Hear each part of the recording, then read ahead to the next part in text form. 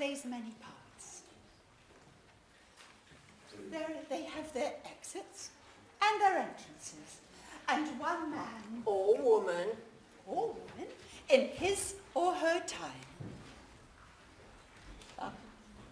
plays many parts. His or her acts being 7 ages. First, the infant, mewling and puking in the nurse's arms, and then the whining schoolboy. Or schoolgirl. Or schoolgirl. Wait a moment. Did girls go to school in Shakespeare's day? I don't know. I think they had private lessons at home. Check it. Google it. Oh, Google it. Yep. Very few girls were formally educated, and they had lessons at home, not in school. So there you are. Let's go on. And then the whining schoolboy, with satchel and shining morning face, creeping like snail. Whining? Whining? Well, it means complaining, you know, moaning. Kids, all they do is moan, moan, moan. And then the lover, sighing like furnace, with woeful ballad made to mistress eyebrow. Whoa, woeful ballad?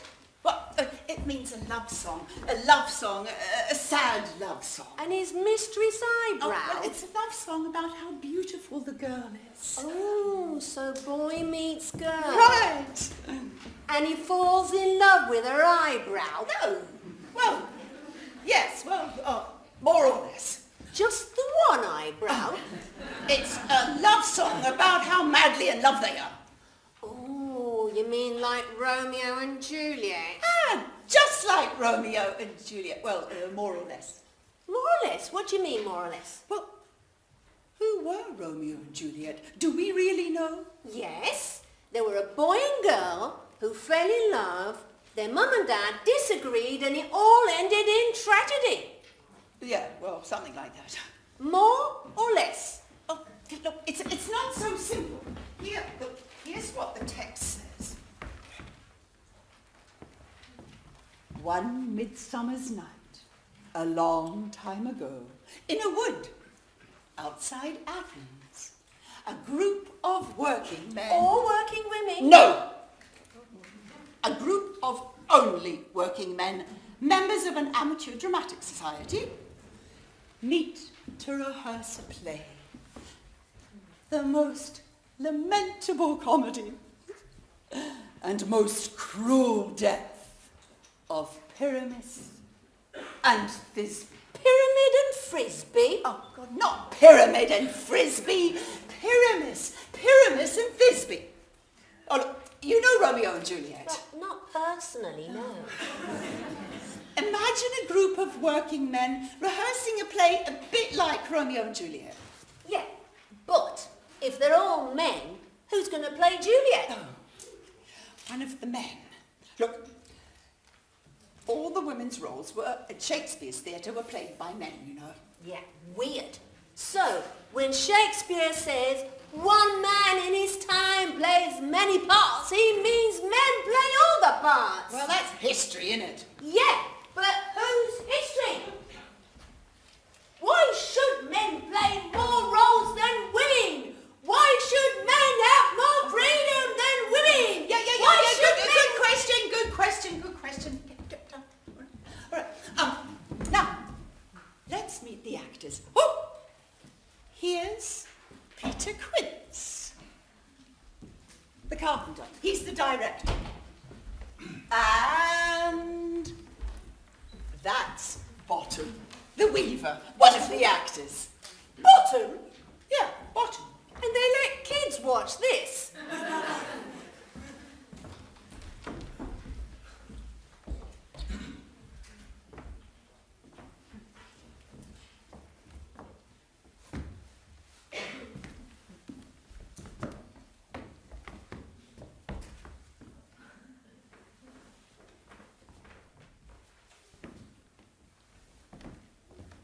Is all our company here? You had best call them, man by man, generally according to the script. Here is a list of all the men who are thought fit throughout Athens to perform our play before the Duke and Duchess on their wedding day. First, good Peter Quince, say what the play's about and then read the names of the actors. Our play is the most lamentable comedy and most cruel death of Romeo and Juliet. A very good piece of work, I assure you, and a merry. Now, good Peter Quince, call forth your actors. Answer as I call you. Nick Bottom, the weaver. Ready? Say what part I am for and proceed. You, Nick Bottom, are set down for Romeo. Romeo? What is Romeo? A lover? A tyrant? Or a clown?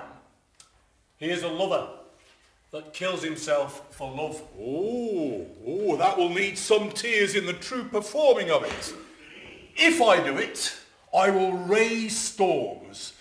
Let the audience be ready for the storms. But my real talent, you know, is for a tyrant. I could play Hercules or a part to tear a cat in. The raging rocks and shivering shocks shall break the locks of prison gates. No, that is Hercules, a tyrant. A lover is more condoling. Condoling? Soft. Soft. But soft. What light through yonder window breaks? Oh, it is my lady. It is my love. That's your lover. Condoling. Now name the rest of the players. I will play Juliet. What is Juliet? A wandering knight? It is the lady that Romeo must love. Let me play Juliet too.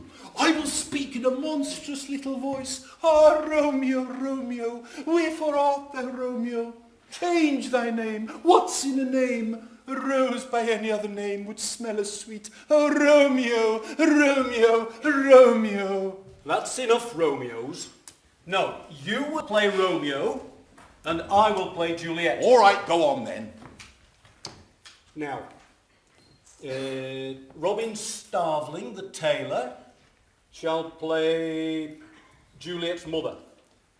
Don Snout, the tinker, shall play Romeo's father, and Snug, the carpenter, will play the lion's part, and that's our cast. A lion? Snug the carpenter can never play a lion. Of course he can. All he has to do is roar. Roar! Roar! Roar! Roar! Roar! Let me play the lion too. I will roar you that it'll make your heart good to hear me. I will roar you that the audience will say, let him roar again. Let him roar again. Roar! Roar! Aye, and if you do it too terribly, you will frighten the ladies and they will start to shriek, and that will be enough to hang us all.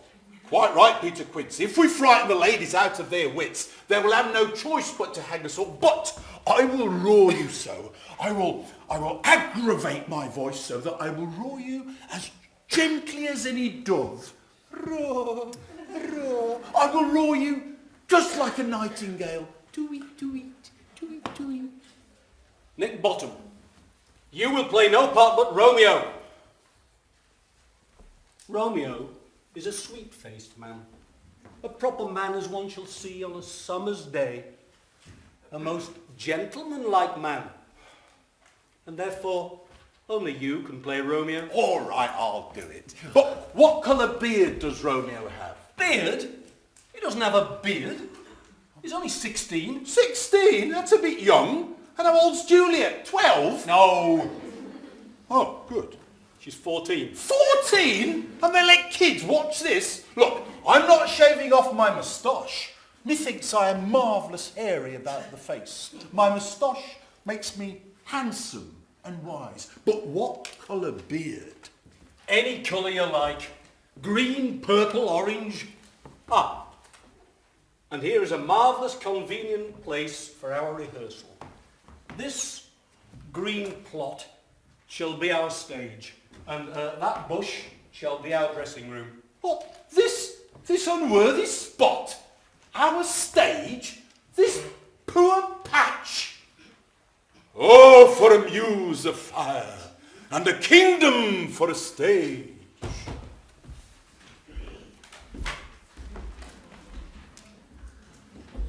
Oh, for a muse of fire that would ascend the brightest heaven of invention. Oh, for a muse of fire that would ascend the brightest heaven of invention. A kingdom for a stage, princes to act, and monarchs to behold the swelling scene. A kingdom for a stage, princes to act, and monarchs to behold the swelling scene.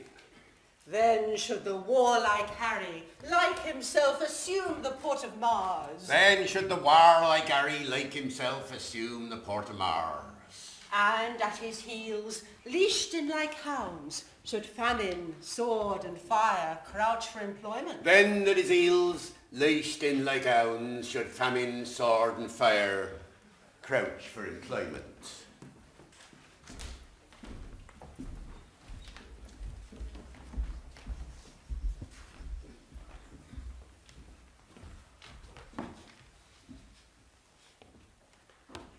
But pardon, gentles all, this unworthy scaffold.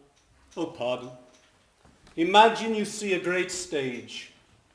Piece out our imperfections with your thoughts.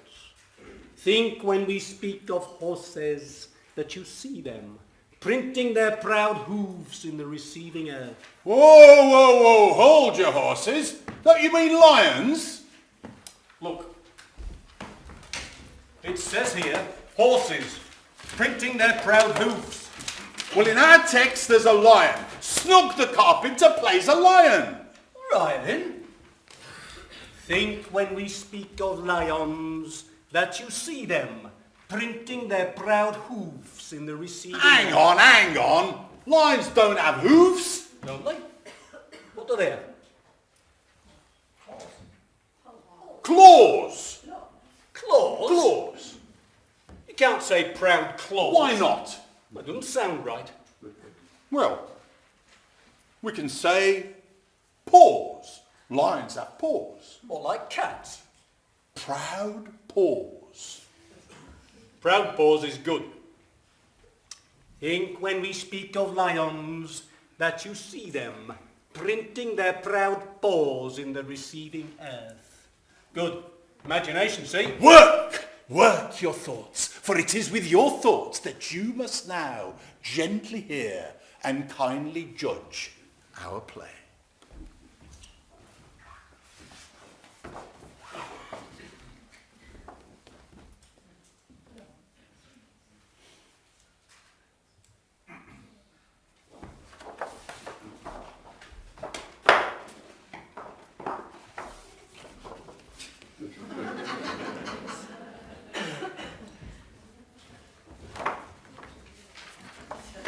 Right. Let us begin. Peter our Quince. Peter Quince. What is it now? There are things in this comedy of Romeo and Juliet that will never please. First, Romeo must take a sword to kill himself, which the ladies won't like. What do you say to that? Well, we could leave the killing out. No, I've got an idea. Write me a prologue and let the prologue say, ladies, we will do no harm with our swords, and tell them that Romeo is not killed indeed, and that I, Romeo, am not Romeo, but Bottom the Weaver. Well, we shall have such a prologue. Now let's begin. And will not the ladies be afraid of the lion? A lion among ladies is a most dreadful thing. Well then, another prologue must say that he's not really a lion. And we shall name his name, and half his face must be seen through the lion's neck, and he must speak through the lion's head, saying thus: ladies, or fair ladies, I would wish you not to fear. Or, ladies, I would request you. Or, ladies, I would entreat you not to fear, not to tremble. If you think I am come here as a lion, it were pity of my life. No, I am no such thing. I am a man, like other men are. And let Snug name his name and tell them he's Snug the carpenter. Well, it shall be so. Now let's get on. But Peter Quince, there are two more things. First, how are we going to bring the moon into the room?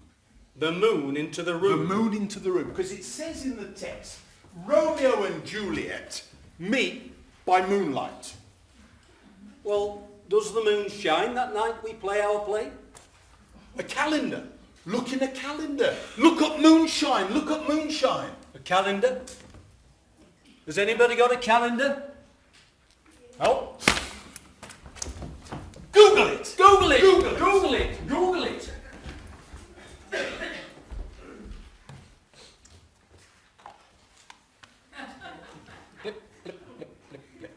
Wait. Yep.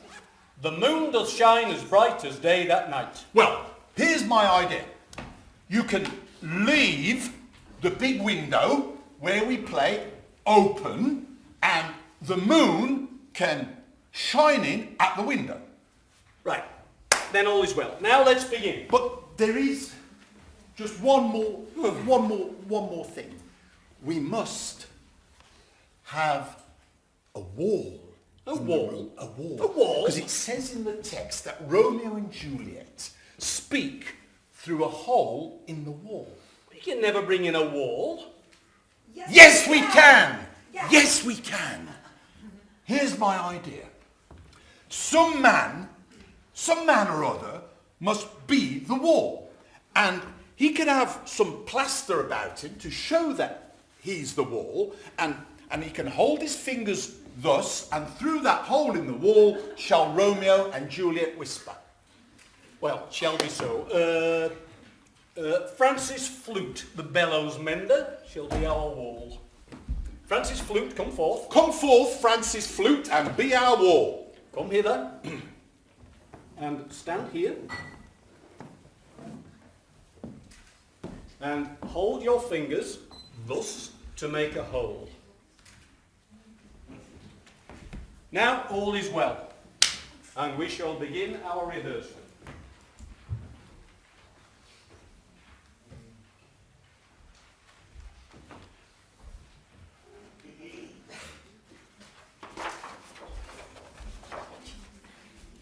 We will begin with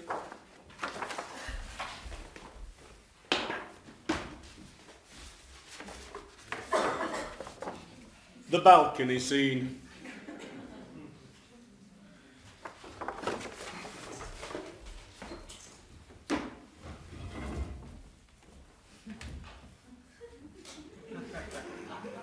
In fair Verona, where we lay our scene, two teenagers, Romeo and Juliet, meet and fall in love at first sight. Now, Juliet's father wants her to marry a nice rich young man, but she wants to marry Romeo. Romeo sneaks into Juliet's garden late at night. Juliet is on the balcony. Romeo speaks. Oh, Juliet! Oh, flower of odious sweet! Odours, man! Odours! Odours sweet! Such is thy breath, my dearest Juliet dear! Hi, me! But wait! I hear a voice. Most radiant Romeo, most lily-white of hue, whose colour is of the red, red rose. And true as truest horse, I will meet thee, Juliet, at Ninny's tomb. Ninus' tomb, man. Why, you mustn't speak that yet. That you answer to Juliet. You speak all your lines at once. Choose and all. I will meet thee, Juliet, at Ninus' tomb. Now, Romeo arrives at the place where he is to meet Juliet. It is night. The moon is bright. Oh, grim look night. Oh, night which art so black, O night which art when day is not, O night, alack, alack, alack, I fear my Juliet's promise is forgot. Stop, stop, stop. It's all wrong. Speak the speech, I pray you, as I pronounced it to you, trippingly off the tongue, and do not saw the air so much with your hand. Treat all gently. Now, Romeo arrives at the place where he is to meet Juliet. Gently, gently. And thou, O wall, O sweet and lovely gentle wall, O thou wall, O gentle, gentle wall, show me thy chink to blink through with mine eye. Thanks, gentle wall. Oh, but what see I? No Juliet do I see. O wicked wall, through whom I see no love. Cursed be thy stones for thus deceiving me. Now, deceiving me is Juliet's cue. She comes in now, and Romeo sees her through the hole in the wall. O wall, often hast thou heard my moans for parting my fair Romeo and me. My cherry lips have often kissed thy stones. I mean... But wait! I hear a voice. Now will I to the hole to see if I can see my Juliet's face. Juliet! Juliet! My love thou art, my love, I think. Oh, kiss me through the hole of this vile wall.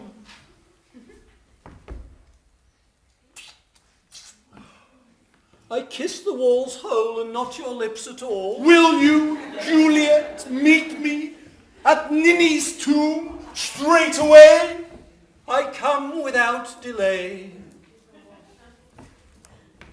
Now is the wall down between the two lovers. Sweet moon, I thank thee for thy sunny beams. I thank thee, moon, for shining now so bright. For by thy golden, gracious, glittering gleams, I trust to take of truest Juliet's sight. This is a load of crap. It's rubbish, David. It's crap. This is the silly stuff that I've ever heard. You must be patient. It's preposterous. It's theatre. Look, even the best writers have their off days, and the worst writers are not so bad. With a little imagination. Yeah, but whose imagination? Ours or theirs? Enough. Play on.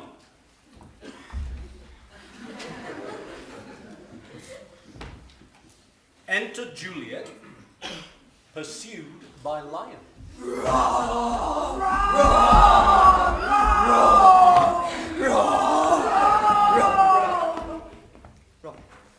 This is old Nina's tomb, but where is my love? The lion roars again. Exit Juliet, pursued by lion. Well roared, lion! Well roared! Roar! Well run, Juliet! But as Juliet runs off, she drops her blood-stained scarf. Romeo returns and finds the scarf covered in blood. But wait! Eyes, do you see? How can it be? Oh, dainty duck!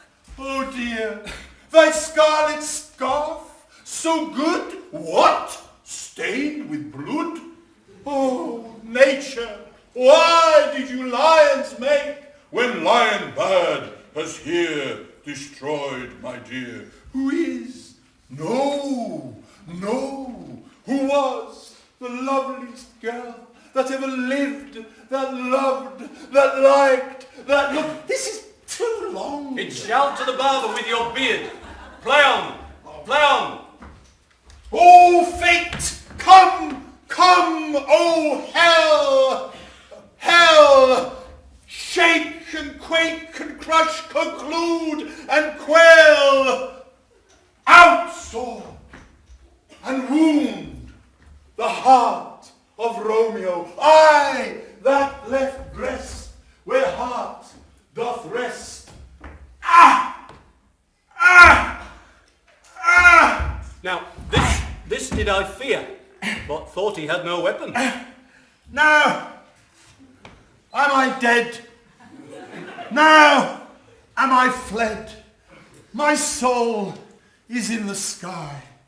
Tongue, lose thy light. Ah! Moon, take thy flight. Now die, die, die, die, die.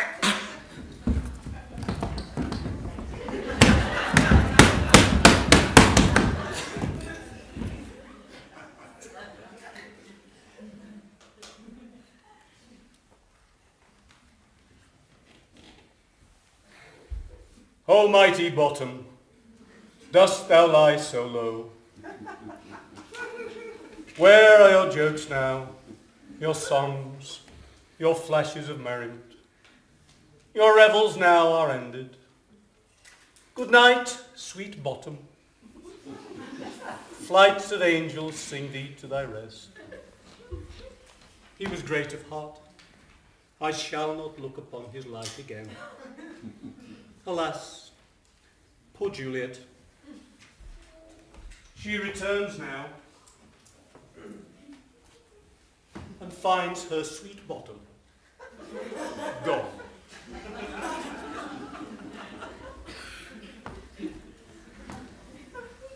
Asleep, my love?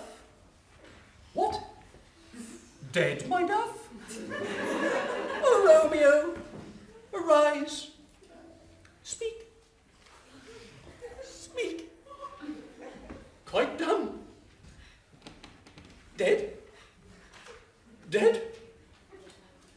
A tomb for thy sweet eyes. This cherry nose, these yellow cheeks are gone, are gone. Lovers make moan. His eyes were green as leeks. Eyes green as leeks? Green as leeks is good. Green as leeks is good. Tongue, not a word. Come, gentle sword. Come, blade.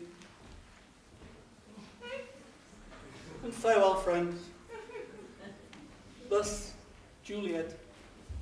And adieu, adieu, adieu.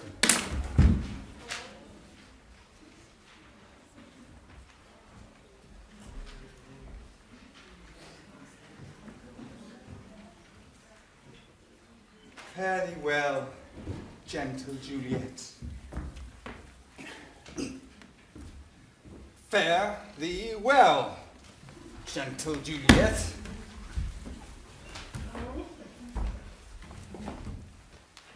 And that is the last scene of all. That ends this strange, eventful history. For never was there a story of more woe than this of Juliet and her Romeo. If we actors have offended, think only this, and all is mended.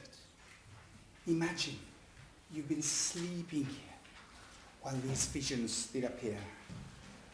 And everything that you have seen has been nothing but a dream. But that's all one, for our play is done, and we'll try to please you every day. Good night, ladies. Good night, sweet ladies. Good night to you, gentles all. Good night.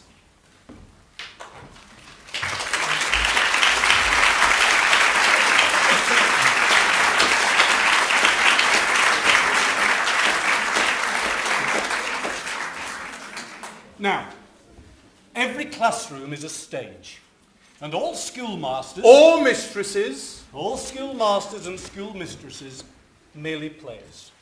They have their exits and their entrances. And all teachers in their time play many parts in lessons of many stages. First, the icebreaker, breaking down barriers between teacher and learner. And then the presenter of target language, with clarity and care to capture the attention of students who creep unwillingly to school. And then the friend, smiling and supportive, with gentle words, making learners' grammar grow. And then the tester, full of forms and index numbers, armed with marks, quick in discrimination, seeking the carrot, motivation, but bursting the bubble, learner transformation. And then the judge, sitting at home with piles of papers, with eyes severe and endless cups of coffee, full of corrections in red and underlinings. And so they play their part. The sixth stage shifts to the classroom manager, master mistress of time and space, facilitator of classroom interaction, monitor of learner progress, a model of language and correctness. Using her voice, Or his voice, using her or his voice to keep up the pace and keep down the noise. And last role of all that ends a good teacher's history, the magic of transformation. Teaching with artistry, with music, with painting, and with poetry. Thank you.